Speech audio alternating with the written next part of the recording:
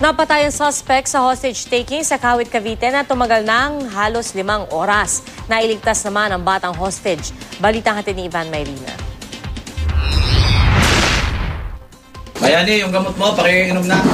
Andiyan naman yung gamot mo, tsaka yung iyong tubig. Si Ivan, baka nagugutom na, pakiinin mo naman. Maglilimang oras ang pinakikiusapan ng mga negosyador ang hostage taker sa maliit na kwartong kanyang pinagtataguan sa barangay Samala Marquez, Kawit, Cavite. Sa kuhang ito ng pulisya, nakahiga ang suspect na kinilalang si William Villanueva alias Bayani, 39 na taong gulang, habang nakahiga rin ang batang hostage niya na 8 taong gulang na may nakatutok na patalim sa leeg nito.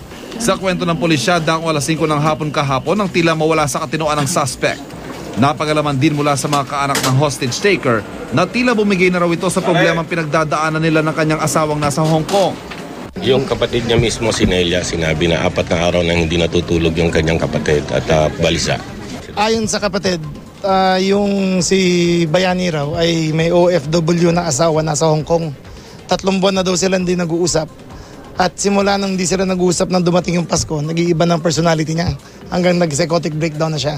Kaya siya dinala dito para mawala yung sama ng loob niya. Pero pagdating dito parang natuluyan na eh. Noong unay nakakausap pa raw ng mga pulis si Bayani at magyang bata. Pero sa paglipas sa mga oras, paunti na ng paunti ang mga sagot nito. Wala itong hiling maliban sa makausap ang kanyang mga magulang, ang kapatid at 6 na taong gulang na anak. Bagay na ibinigay lahat sa kanya, pero wala sa kanila ang nakapagpasuko kay Bayani. Ang huling barahan ng mga negosyador, ang pinsan niyang si Jenny na pansamantalan niyang tinutuluyan sa Kawit. Bayani, huwag mo sasaktan yung bata, pakainin mo. Inumin mo yung gamot, Bayani, ha? Bayani! Sumagot ka naman. Walang tugon na narinig mula kay Bayani habang patuloy na kinukunan ng litrato ng mga pulis ang kanyang posisyon. Maya-maya pa, pinalayo na kami at makalipas lamang ilang segundo, ito na ang sumunod na eksena.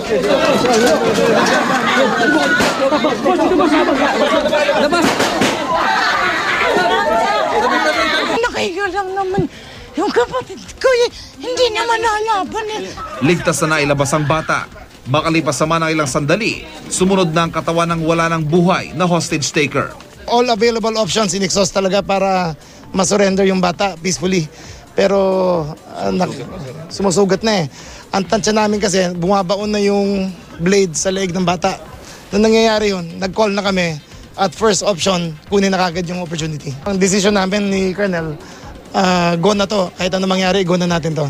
Ligtas na ang bata na itinakbo sa ospital pero ay dadaan sa debriefing para sa pinagdaraan ng trauma. Ivan Mayrina, GMA News.